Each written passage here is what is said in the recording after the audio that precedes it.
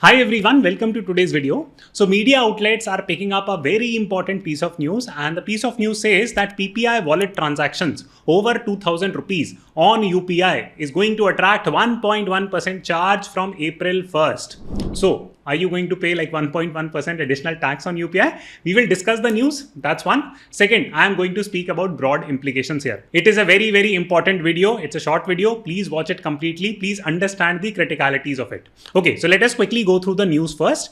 And the news and the announcement comes from NPCI, which is the body that runs UPI network. And the announcement says this, that bank account to account transactions continue to remain free for customers and merchants. So you might be using UPI for transferring money from, let's say, your account to your friend's account.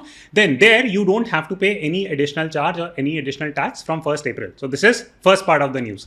The second part of the news is that, see, there is going to be an additional charge, and who is going to pay this charge? So this will be levied on prepaid payment instrument wallets. What is the meaning of this? I'll explain that in a minute, but let us quickly go through it. So PPI wallets have been permitted to be part of interoperable UPI ecosystem. In view of NPCI has now permitted PPI wallet, the interchange charges introduced are not only applicable. So PPI merchants, this, that, and there is no charge to customers. So let me very quickly break down this. So first and foremost, the meaning of PPI is prepaid payment instrument. So these are your wallets. For example, Google wallet is there, Amazon Pay wallet is there, Paytm is there. So this is a wallet. So basically you connect your account to a wallet, and then by using that wallet, you are paying some other account. If you are using this mechanism, then this 1.1% additional tax might apply to you, provided that the transaction that you are making is greater than 2000 rupees. Now you'll say, "Achha, bach gaye," right? Ki I anyways use like UPI to make transfer from my account to my friend's account, or vice versa. It does not impact me. Let me go to sleep. No, not so fast. There are two critical things that you need to understand, and let me explain that by using two critical examples. So take a look at this particular snippet. So if you're going on Zerodha and trying to add funds on Zerodha wallet, so to say, what is the mechanism right now? And you can see that right now you will see that this UPI is free, right? You don't have to pay any money if you are transferring up to roughly 2 lakh rupees. And then there is net banking option. Here you have to pay 9% plus GST. Please note the word that you have to pay 9 rupees. So sorry, I said 9%, but 9 rupees plus GST. Now, why am I telling you this example? Because there is a critical wallet in a way called as Zerodha. And if you have to put money into your trading account, there are charges that you will have to incur going forward in the future at some stage. I don't know if Zerodha is a part of it or not, but going forward, very likely even these type of systems can be changed depending on how Zerodha is being categorized. If this particular mechanics is being categorized as a wallet, then of course you will have to pay additional charge here. If it is just categorized as a company bank account, then maybe you will not need to pay. So this is one part of a critical wallet or a system that can be converted into wallet subsequently in the future, and more money can be charged on it. So this is part one. Part two is that there are certain wallets which are not critical and you might not be using it, or you have the option of moving away from them. So for example, if you are adding money on your Paytm wallet, then you have to pay a charge of 1.5%. But up until now, you could have used UPI for adding money to your wallet. Now this is definitely going to get changed. So when it comes to these second type of wallets, which are somewhat optional, you might altogether stop using it. But the first type of wallet where you do not have an option and those things can be categorized. I don't know how it will exactly be categorized, whether Zerodha, and I'm just using Zerodha as an example, it could be any trading account, whether it will be categorized as a bank account or whether it will be categorized as a wallet, that remains to be seen. But the larger point that I'm making, and this is something that you might have observed, that the taxation everywhere is going up, be it like debt, mutual funds, taxation benefit or indexation benefits have been removed there. You must have read about the SBM bank issue, that if you're trying to transfer money from India to outside, that again involves a lot of charges. Same is likely to happen with wallets now.